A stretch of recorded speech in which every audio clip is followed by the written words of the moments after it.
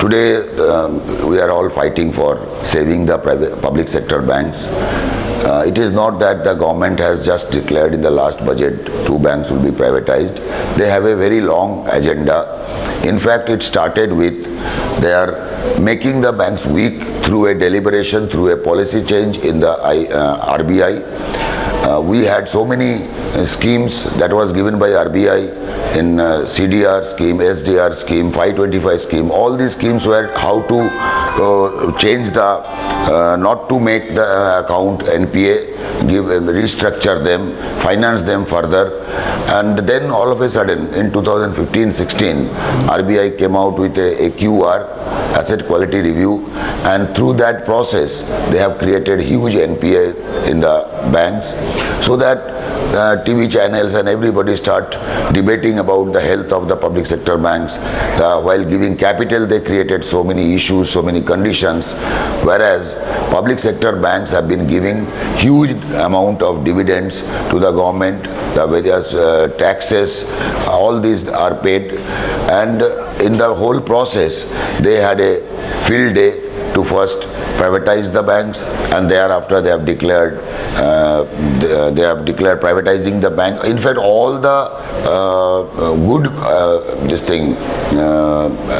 companies, they are one by one privatizing, and the ultimate aim is to give the corporates the whole banking platform, and they would be exploiting. Today, what is happening in LCLT, they say there is a haircut. The haircut is around 80 to 90%. The one corporate makes the account NPA, another corporate buys it at a throwaway price, and the loss is of the banks. So the government's entire policy is tilting towards privatization, and by privatization, I think the whole country would, the poor people of this country, the farmers, the small traders, the small businessmen, manufacturers, they would all suffer, because you know how today private sector banks are functioning. In fact, if you talk about the Jan Dhan accounts, about 96% accounts have been opened by public sector banks, but still the government is bent upon. They have privatized, or they are selling off all the family jewels. Today the railway tracks, the pipelines, the gas pipelines, everything is monetized. So in this fashion, the poor of these people of this country would lose their access to the banking industry, the facilities, the loans and other things that they are getting.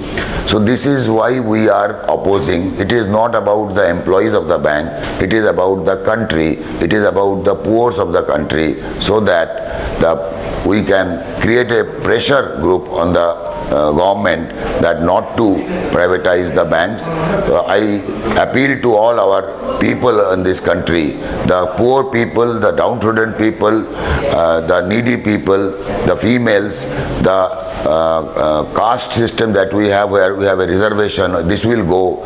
So all these people should come forward and oppose the privatization move of the government. The IBOC is taking a lot of initiatives, so please join in with our movement to pressurize the government to stop from going into privatizing the banking sector.